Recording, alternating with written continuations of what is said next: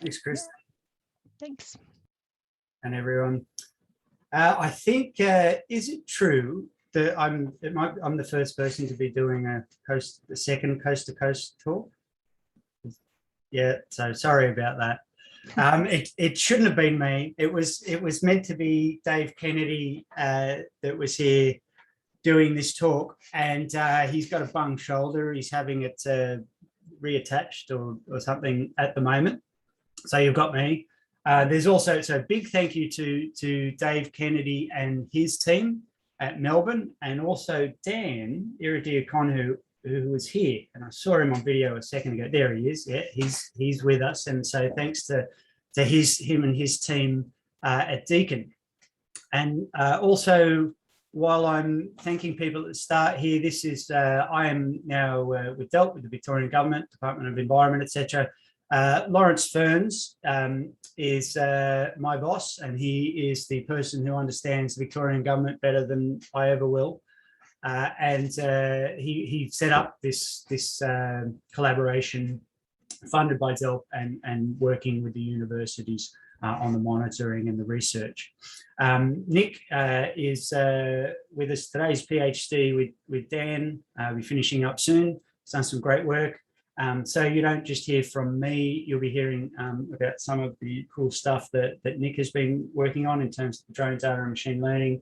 But I'm going to start with an overview of the program and before throwing over to Nick. So I should have mentioned, I started with DELWP about a year ago, but I'm still living in New South Wales, funnily enough. That's the sort of thing that can happen these days. And so if you're not familiar with the Victorian coastline, as I wasn't that familiar fairly recently, it's about 2,500 kilometres long down in the southwest, as you can probably guess based on that location there. You're getting big waves in from the Southern Ocean. A lot of the beaches, there's a lot of rocky coast and big cliffs, you know, think of the 12 Apostles and so on. And a lot of the beaches where there is sandy embayments are facing back towards the east, and you get like you get in New South Wales, that classic cedar curve bays hooking around towards the south, and a big carbonate province there as well. And then in central Victoria, this is where you've got Port Phillip Bay, and Melbourne's at the top up here. So a lot of interest in lots of money in Port Phillip Bay. And over here is Western Port. So this is low energy, more natural coastlines, and there's work being done there as well. And as you get out towards the east, this is protected by, I think with the big map up here, protected by Tasmania from the Southern Ocean, larger shelf, but it is exposed to east coast lows. So you've got more of Gippsland, you've got more of sandy barrier islands and inlets. So quite a varied coast and fairly long. Something quite interesting and probably a bit disturbing to many of us being in the field is that there hasn't been really any form of long-term coastal monitoring in Victoria up until fairly recently. So nothing like Narrabeen or Perranporth in the UK, you can see behind me there. No long-term records of beaches, no long-term wave buoys. You know, there's patches here and there, but nothing persistent. And so as a result of that, as you can probably imagine, there's a more or relatively limited understanding of some of the drivers of coastal change for some of these areas on the Victorian coast. That extends out to a more limited understanding of the total settlement budgets on some of these compartments. And there is less in the way of future predictions of how these shorelines might behave, you know, as opposed to somewhere like New South Wales, for example. Now, as at some point in recent years, there was some funding put forward from the State Sustainability Fund in Victoria, and it was put to Lawrence Ferns, as I mentioned before, within DELWP, to establish a program. He approached Dave Kennedy and Dan Ierodiaconou and others across the universities, and that led to the establishment of the VCMP. So it's this partnership between government providing the funding and the universities providing most of the monitoring and the research outputs. Now, at the core of the program and Nick will talk about this in more detail, but I'll give an overview, is this really impressive citizen science drone program, which is a bit of a world first, and that's sort of one of the most interesting aspects of the program. Something else that's a little bit concerning is that the program has been running for 3 or 4 years, but it's now lapsing in terms of funding from the government. And we are now in the process of trying to get additional funding so it can run beyond the middle of 2022. What you can see in the background here is the Story Maps website. This is great, set up by Deakin. And if you go to, there's a link, this link's in the invitation that Kristen sent out. You can read more about all the aspects of the program there.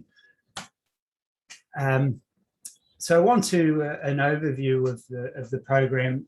Now I'm going to be focusing on this. There's several components. I'm going to be focusing on the open coast and wave climate components of the program that are run by Deakin and Melbourne, Dave and Dan's teams, as mentioned, and also Ian Young at Melbourne working on some of the wave modelling with his team. But also should mention potentially for a future talk that there is another component of the program run by Monash with Ruth Reef, and also Kerry Lee Rogers out of Wollongong is involved in what in Victoria are called embayments, but are actually low energy, muddy, mangrove-y type shorelines, focusing on Western Port. So just to let you know, that is part of the program, but I'll be focusing on the open coast and the work that's done in Port Phillip Bay. So onto a flow chart of the program, and this is morphology goes in at the top left here, and forcing goes in at the top right, and goes through a series of pipes to modelling down the bottom, and this comes out with some prediction of future shoreline change down the bottom here. And remember that the program's only sort of 3 years old. And I guess the idea here is that if the program is funded by government, then these predictions of future shoreline change should be packaged up in a way that are ready to go for government to be making coastal management decisions and planning of future policies. And it isn't at that stage yet, but that's what it's progressing towards if it continues in future. So I'm going to quickly run through various elements of the program now and start with that citizen science drone program. So that's Dan. You can see with the citizens here. I think at Port Fairy there's one of the DJI Phantom drones there flying around. This is Dave here at the bottom right, looking very pleased with the Eureka award that the program won late last year. And then the other person I have to mention is Blake Allan, who's the chief pilot and the program coordinator of the Citizen Science Drone Program. So that started out the first group was in Port Fairy in 2018. So this is approaching groups that were already interested in their local beaches. So they might have, in Port Fairy, for example, that already formed, they were doing surveys with, a dumpy level or that sort of method. And then they were trained up as a pilot group by Blake on drones, given their own drone. That was expanded then across the state. So there's now more than 20 sites statewide. It was extended in Port Phillip Bay late last year. They're surveying at 6 weekly frequency, these citizen groups. There's now over 300 surveys, getting up near 400, I think. As I mentioned, there's you run the Eureka Prize. And the important thing is these citizen groups are producing survey quality data. And Nick will talk more about that in his talk. So a really impressive program, and it would be great to see that continue, because there's so many other benefits to citizen science rather than just getting quality data with some free volunteer help. Now I was going to say Dan's not here, so I'll let Dan talk, but Dan is here, so I'm going to put him on anyway in this video in a second. But this is Portland, one of the erosion hotspot sites towards the southwest, and this is a video put together for ABC and Deakin. Dan will be along. I can get an odd hearing the sound. Right.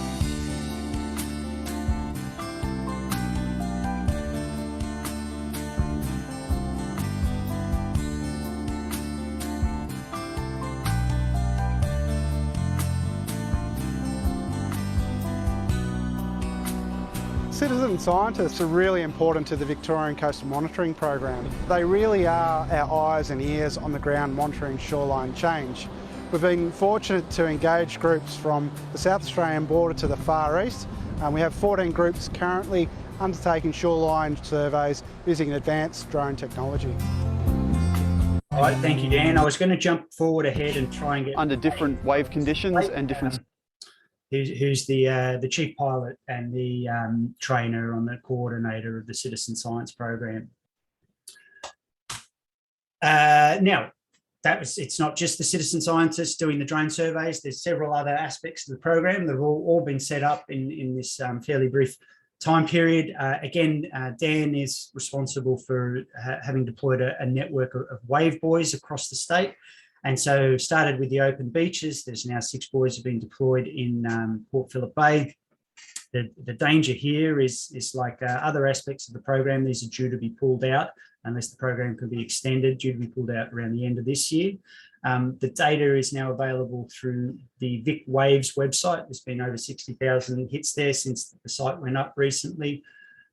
This is being used for various purposes, including calibrating wave models, and it's freely available now if other people want to use it, or you just want to check out what the wave conditions are doing.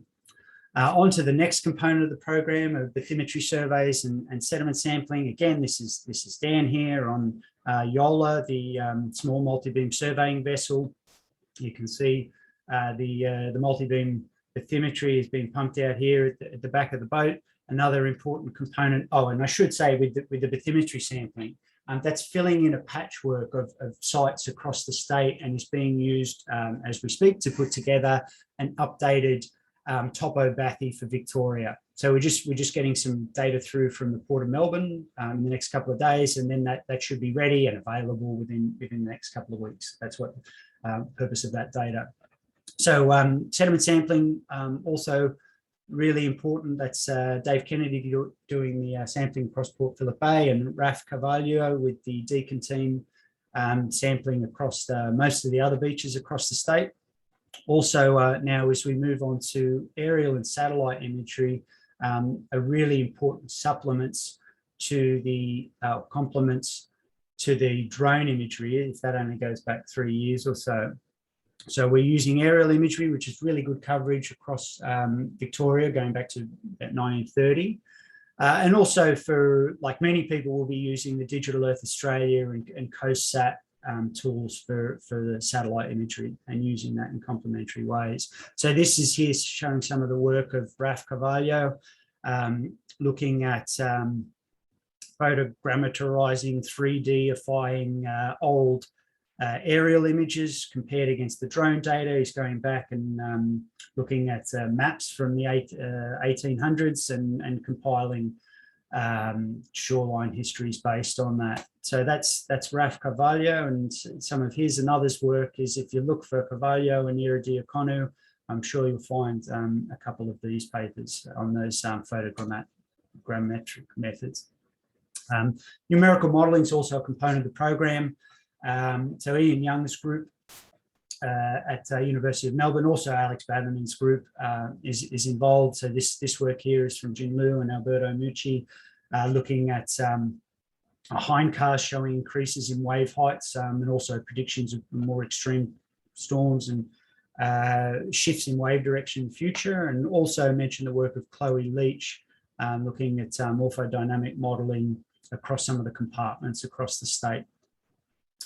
All right, so if that is an overview of the parts of the program that are occurring within the universities, I'll briefly now talk about what's happening within DELWP and the Victorian government, how some of this data is being applied, and this is to some extent where I step in. So having joined DELWP about a year ago now, and initially working on Port Phillip Bay, and now expanding out to looking across the state. The question is how does this data get used in order to drive evidence-based decision making? You know, these buzzwords. As with so much of this commentary, the program is fairly new. And one important thing to point out is I'm probably the only coastal processes type person working on data within the Victorian government. So that gives you some, there are a few other little pockets of expertise in there, but that probably gives you some sense of how this setup may differ from if you were part of, or if you've worked with the New South Wales government or the Queensland government, you might have some understanding that they're quite different setups there. Now, DELWP is a huge organisation, thousands of people. You could probably broadly classify them into the small number of people that work on coastal stuff into people on the coastal programs. So this is, building and maintaining seawalls, doing the beach nourishments in Port Phillip Bay, and other groups that work on policy and planning. So these might be planning out adaptation pathways and, trigger points and, how resilient coasts and so on for the future going out to 2100. Now, and a role, as I said, it's with the setup of DELWP might be different to other jurisdictions. The role for myself and the VCMP is at this stage to make the data, to promote the data, make it available. An important non-trivial task is to simplify outputs, and so reducing complexity of this data to ensure that as it goes from the research area, that it's being used by policy officers or whoever it is they're making decisions on the ground. And some of the terminology that's used, the decision support tools, and also providing ongoing advice, support and maintenance. Now, there's a reasonable amount of interaction going on already that the VCMP data is being used at a number of sites across the state. You might be, Apollo Bay is a big one you might be familiar with on the Great Ocean Road, and also integrated work between the VCMP and beach nourishments going on in Port Phillip Bay. And to some degree, we are starting to integrate the VCMP, give advice, give data to some of the longer term policy and planning in terms of, the Coastal Erosion Advice Project or Victoria's Resilient Coast. And there's still some way to go there. Just some very quick examples of some of the work that's been done. So this is by myself within DELWP, building on the work that's coming from the VCMP and the data collection and the other research. So this is a compartment scale at Port Fairy. The issue here is there's old landfill in the dunes that's becoming exposed and it's getting washed onto the beach. And the question is how to remediate it or protect it in the interim. So there's work on shoreline trends, sediment budgets, shore trends here. You might, anyone remember that? Then there's some hazard lines here as well. So this is the idea here is that you can, if you've got the data coming from the academic parts of the program to someone within the government, it then becomes easier to deliver it directly to a project manager and to get some of the advice that comes from the research implemented. Likewise, at a regional scale across Port Phillip Bay, there's a large nourishment program there. You can see this is from Digital Earth Australia, shorelines across the bay at the top right there, and then all sorts of metrics that have been expanded across the bay for shoreline position and waves and longshore transport and sediment compartment budgets and nourishment dynamics is using the drone data here. And the plan is to inform how future nourishments are planned across the bay. So that's a quick summary of what's happening with the VCMP data within the government at the moment. Moving on, just be finishing up in a second, handing off to Nick, but the future of the VCMP, if this data and the research is going to be effectively used for decision making, it needs to get into an accessible data format in a form that's easy to use and is allowed to be used and is approved for use by policy makers within the government. So with that, I'll introduce CoastKit, and Trent Hobley's the person who's worked on this within my group, and congratulations to Trent. He's just his partner had a baby. He's gone on paternity leave this week, and I'll be back working on this with him in about a month or so, this CoastKit portal. I just want to switch really quickly to show you what it is. The idea here is getting the data from the VCMP into a decision support tool that is actually going to be used by the people making the policy decisions. So this is live now. There's a number of test sites. If you look for CoastKit DELWP, you'll find this once you get in. If you click Victorian Coastal Monitoring Program on the left here, you can see here there's some little blue lines at the test sites. 5 in Port Phillip Bay, 1 out here at Port Fairy.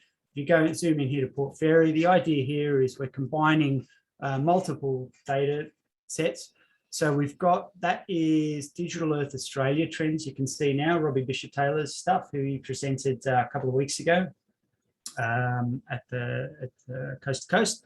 There's also, of course, there's the drone data, the data that is being collected within the VCMP. There's COSAT down there, trends, Killian Voss's stuff. I think Killian's in with us today.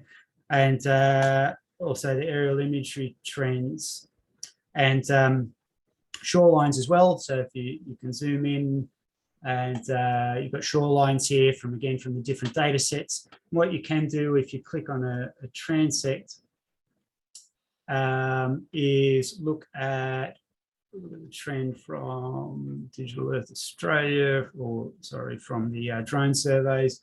Look at a shoreline time series, so you can get a trend here, and then what you can get here is multi-method shoreline position. So that's the aerial image vegetation line. Red's the Digital Earth Australia, purple's the COSAT, and orange is the drone surveys. Just right here at the end, you can see why, you know, you've got to build in all this other stuff because the drones are only the last few years. And then the other cool thing you can do is look at a profile time series. This is going to load in a few seconds, I hope. And now you can look at the drone data. So that's going back, that's an old LiDAR survey. You can see there's been encroachment of the dune here. And these are the different drone surveys down there. And there's a little wall they've built in front of us. There's all this landfill sitting in this dune here ready to be exposed. All right, so that's an example of the CoastKit decision support tool. Back in the presentation, that needs further development. It's not at the stage yet where, you know, lots of people are going to be jumping in and using it, but I think it's really promising. There's a lot of, you know, if I was somebody going in as a researcher wanting to use this data, and please do if you're interested, there's a lot of stuff that you can get out of there, as well as you can get the full 3D data from the drones from the Propeller portal, the Vic Waves website. Other ongoing improvements we need to do are tweaking the program. So we'd be interested in, you know, getting some CoSnap cameras soon, or some of the other WRL, Chris Drummond's cameras. Need to work more on, say, what's going on below the surface, always important. So Bathy time series, you can build that out into the future. And, you know, it's looking like we're starting to head towards doing a statewide coastal change assessment. Let's call it a first pass change assessment at the moment, something like what Mike Kinsella did as a second pass assessment that was published on for New South Wales, Mike Kinsella and others, in 2017. Something like that is just starting to happen now, and will hopefully be in use within a couple of years. Quick summary, and I'll throw over to Nick. So the VCMP, it hasn't been there long. I haven't had that much to do with it up until this last year, but what was set up in that time is really impressive, especially, so much of it, but especially that citizen science drone program. And the outputs are now being used for coastal management and planning within the Victorian government. There's still a long way to go there. We're doing our best to make all the data available through these online portals. Still a long way to go, and really hoping the program gets funded beyond the middle of next year, because what a disaster that would be if all this good stuff was set up and then it was all gone. All right, that's it from me, and I'm going to throw to Nick. Just for the introduction, the broad overview. Hi, everyone. I'm going to now share my screen. Give me 1 second. I give you this screen.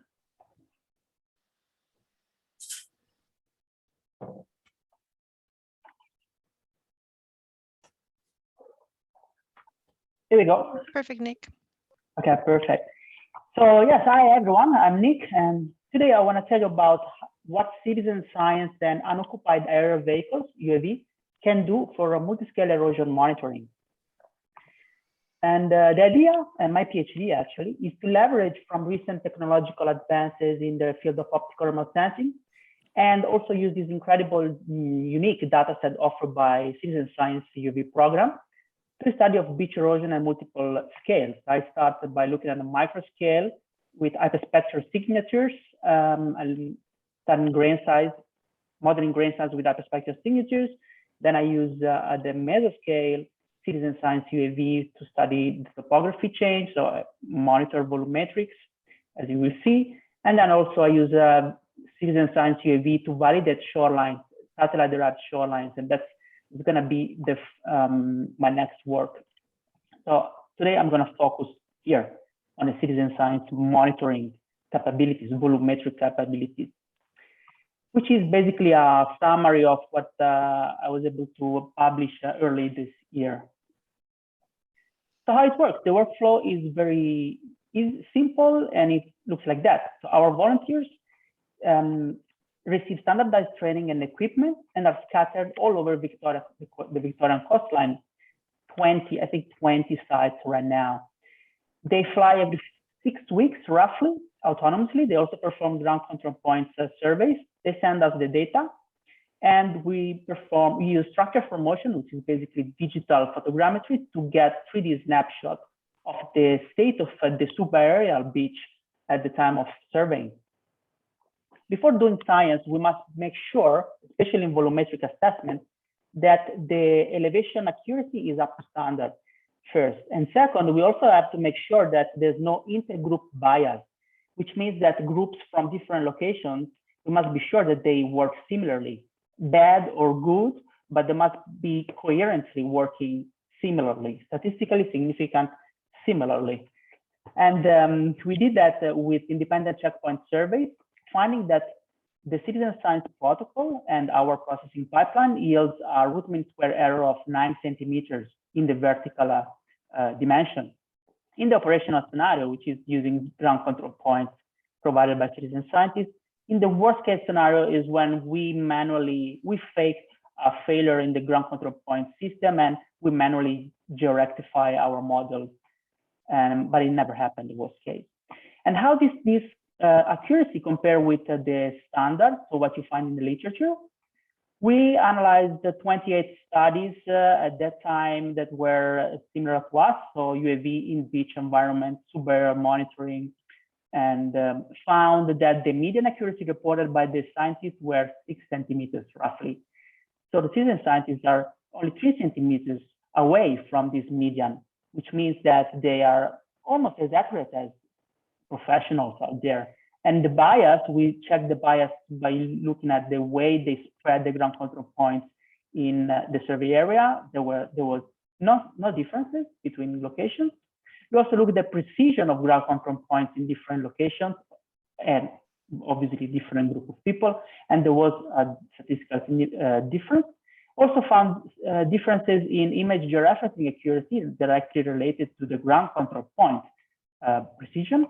And we didn't find any difference between across location in limit of detection. The good news is that 88% of the time, these errors, so these differences were due to errors, and these errors were below the reported precision of the manufacturer of the ground control points, which basically means these are random errors that cannot be attributed to citizen scientists. This is very good. So what do we do with this beautiful data? Well, we can monitor and compare beach face, subaerial beach face elevation dynamics of all our sites and note interesting things. For example, look at the dashed line. The dashed line is the cumulative change from the start of the beginning at all locations. And it gives you an idea. For example, here we are in Port Fairy, an idea of the recovery time that, in this case, Port Fairy had after this first erosional event. So in this case, we can see that after this first erosional event, Port Fairy took almost 3.5 months to get back to its original state, which is a powerful observation to do and be able to quantify for all the locations we're monitoring. Another interesting thing is in Apollo Bay, you can see that after the first erosional event, Apollo Bay never quite got back to its original state, despite being nourished, actively sent and nourished by local government. Another interesting approach that this dense 3D dataset allowed is the modeling of change.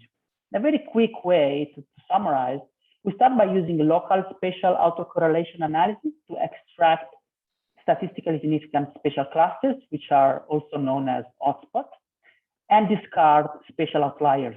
Then we bin the magnitude of change in every single point along this transect that we're monitoring, We bin it in classes of magnitude, say like extreme erosion, high erosion, or small deposition. And then because we have the time series of these classes of magnitude of change, we can model it using discrete Markov model and get first order transition matrices that tells us the probability of going from, for example, here, extreme erosion to medium erosion in this location, or instead from extreme erosion to, I don't know, high deposition. This is the probability based on the monitor period.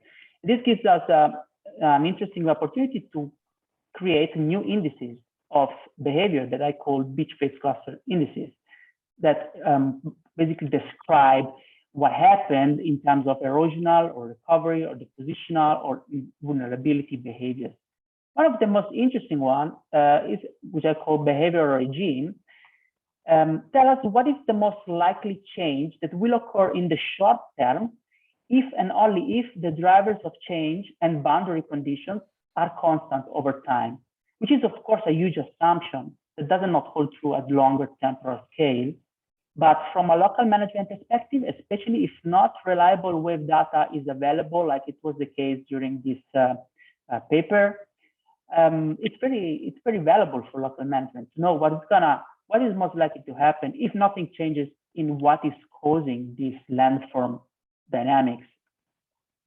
To show how it works, we basically, let's have a look at Inverloch and San Leonard. Inverloch during the first year got a behavioral regime of high erosional, and San Leonard medium depositional. For example, here you can see that this on the left hand side is the time series of San Leonard, despite never being in the blue side. So basically, since the beginning of the monitoring, it lost some sand and never got it back. Its behavior regime was medium depositional, which means that in the dynamics at every single transient the landform exhibited were mostly tending towards an accretion. In this plot, you can see this black line divides what we use to model this behavior regime and what actually happened afterwards. And the blue line is inter-survey change, while the red line is the cumulative change, similar to this. You can see that after the first year, San Leonard started accumulating a little bit of sediment with some depositional events over time, which means that the behavior regime was pretty much right, which also indicates that in San Leonard, we were able to monitor the dynamics at this very short time frame. On the other hand, in Inverloch, a totally different story can be explained. For example, have a look at this time series. Inverloch showed in the first year an accelerating erosional trend, which was very problematic. And it's obviously easy to see it here. But what happened after this, and obviously the behavior regime was high erosional. But what happened after that, instead of continuing eroding, there's been a kind of a shift that wasn't captured by the behavior regime index, which it can mean two things. First, something changed in the way the system is behaving, which might be attributed to drivers of changes or boundary conditions, or more likely, because Inverloch is at the mouth of a pretty active inlet, that 1 year data wasn't enough to capture the variability at this location. And these are powerful observations that we can do, because if you're thinking about it, we are making assumption of drivers of changes and boundary conditions only by looking at the landform 3D evolution through time, which is basically the juice, the essence of coastal morphodynamic model. And then, of course, we can look at a special distribution of changes and model the behavior regime at the transect level to appreciate the spatial distribution of it. In this case, is the behavior regime in Apollo Bay. And it's pretty obvious to see that in these locations, we can distinguish three different areas. The M sector, very close to the harbor, it's a mixed sector. Then there's an erosional sector here, or red. and then a depositional spectrum. The depositional one is mainly caused by the sand nourishment practices that were very active during the monitoring period. But despite of it, we can easily spot there are two different hotspots of erosion that stands out despite the sand nourishment practices. And that's caused by a water drainage in here. And here, it's basically pretty obvious to see collapsing, the collapse of the parking lot. That was well captured by the behavior regime index. A limitation we had at the time of this paper is that we only had sparse wave data and we couldn't link wave climate to morphological dynamics. But now with the new wave buoy network and the availability of an high performance computers, we are upgrading the analysis using a full raster approach, the totality of the data set to date, which is 3 years plus, and finally wave data. This way we can study beach drivers of change at a new level of understanding, integrating wave climate into the beach change interpretation. To achieve that, we're gonna go full on and do a pixel level analysis. And the first thing to do is to tile our orthophoto, because we need to get sand mask or a pixel mask of where the sand is as comparing where it is not, because we want sediment dynamics, nothing else. And to do that, we use sparse annotation, conditional random fields to get very accurate labeled masks.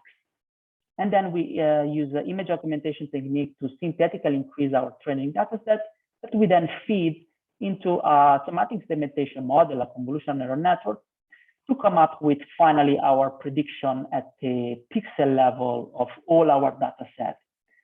To date, we achieved the intersection of the union, which is a kind of accuracy metric, if you want, in semantic segmentation of 88, which is very high, and it's kind of 88%. We can see it like that. Still need to be improved, but it's pretty good. It's robust to sand color change. It's robust to shadows. It picks very well beach wreck. There are a lot of applications. Still not very good with disturbed sand. This is still sand, but disturbed. And here are some info for nerds if you're interested about what exactly is this model and how we trained it. And yes, and that's what the future, what we're doing right now. We still have to do it. But, it's very important because, as you can see here, in a transect-based approach, this is St. Leonard, you can see a rhythmic feature, a rhythmic pattern of creation, deposition erosion, that a transect-based approach might skip, because if you have a transect spacing of, I don't know, 10 meters or something, you might not get these rhythmic features and get a broad false understanding of what's going on. And also we think that this is the best possible sediment dynamics monitoring, where we can get with our type of data, with our type of monitoring. But obviously we need legacy, we need to keep it up, and we need to continue build up the time series, because 3 years is good. It's a start. Our short-term dynamics need more time to build meaningful dynamics interpretation. And then just to mention very, very quickly what we are doing, what I'm doing right now also is Sentinel-2 soil line validation for coastal erosion monitoring. Very, very quickly, why I'm doing this? Well, basically because thanks to the relentless work of the citizen scientists, I found that we have 76 matches. Basically, citizen scientists were flying UAVs while Sentinel-2 was flying over them. So that means we have 100 kilometers of validation, 3D data to test different water indices, and also new approaches like using semantic segmentation again to do the water thresholding, which is not threshold, the water segmentation at the image level.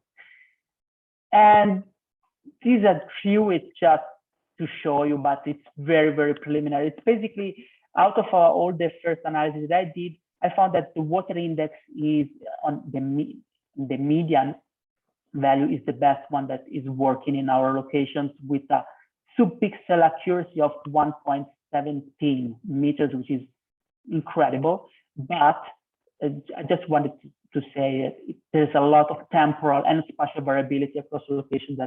That's what I'm doing now. And thanks for the attention. That's pretty much it from me. Have a look at the paper if you're interested. Questions. And Sandpiper is also a package that I'm developing where I put everything I'm doing. It's currently under review in the Journal of Open Source Software. Finger crossed. And that's it. Thanks for the attention, everyone. And thank you. Thank you very much, both to Jack and Nicolas.